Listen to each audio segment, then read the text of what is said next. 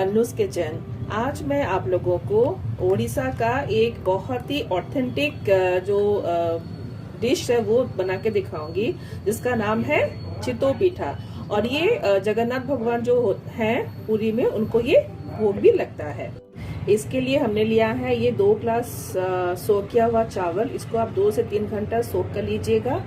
और ये 2 बड़ा साइज का कसा हुआ नारियल और ये नारियल मिल्क। अभी हम क्या करेंगे, चावल और जो नारियल है इसको एक साथ मिक्स करके ही ग्राइंड करेंगे। थोड़ा चावल, थोड़ा नारियल। ग्राइंड करने के बाद इसको अभी 4 से 5 घंटा छोड़ देंगे फॉर्मेंट होने के लिए।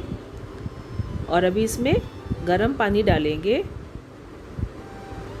और अच्छे से मिक्स करेंगे। और इसका कंसिस्टेंसी इतना ही रहेगा, ज़्यादा मोटा मत कीजिएगा। अभी इसमें डालेंगे सॉल्ट एज पर टेस्ट और इसको अच्छे से मिक्स कर लेंगे। तो चलिए बनाते हैं चितो पिठा।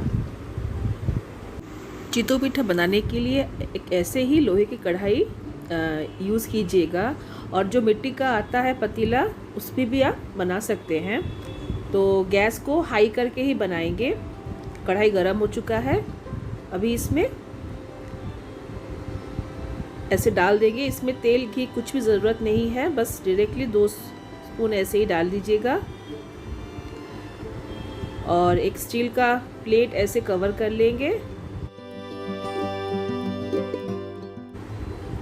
अभी एक गीले कपड़े को साइड में ऐसे रख देंगे। ये हो गया है, कपड़ा निकाल लेंगे, प्लेट को भी निकालेंगे।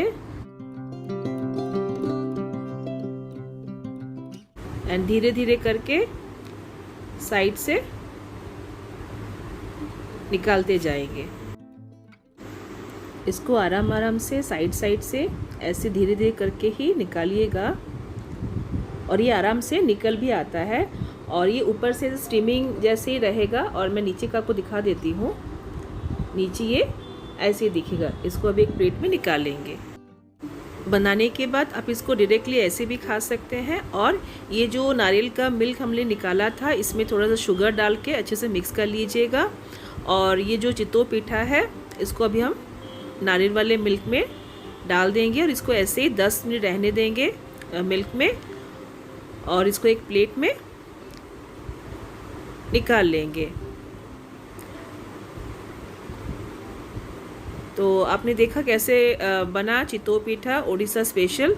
तो अगर आपको ये रेसिपी अच्छा लगा तो मेरे चैनल को सब्सक्राइब, लाइक और शेयर करना मत भूलिए। फिर मिलते हैं और एक नई रेसिपी के साथ। Till then take care, bye bye, be happy, stay